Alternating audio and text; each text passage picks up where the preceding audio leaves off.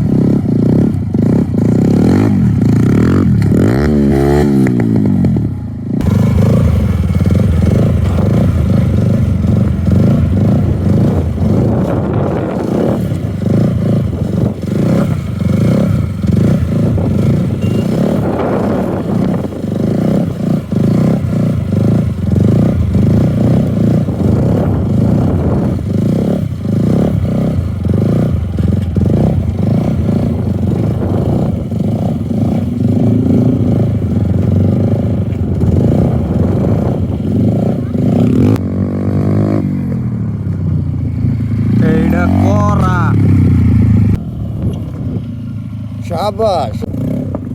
আজকে আমি প্রথমবার আরটিআর 2V বাইকে হ্যান্ড ব্রেক ইউজ করে হুইলি ট্রাই করব।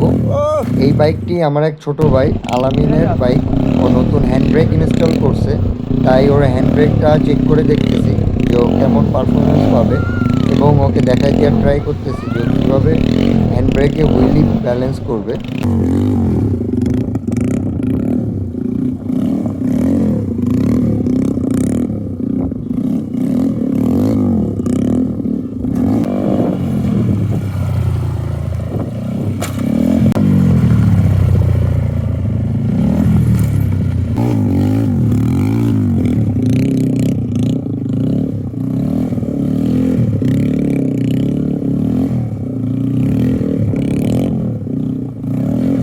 এবারটা স্মুথ হয়েছে।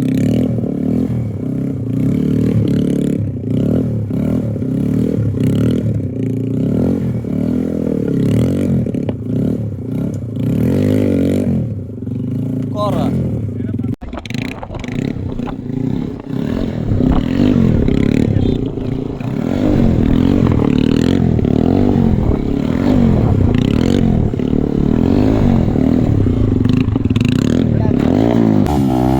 আজকের মতো আমাদের প্র্যাকটিস এখানেই শেষ।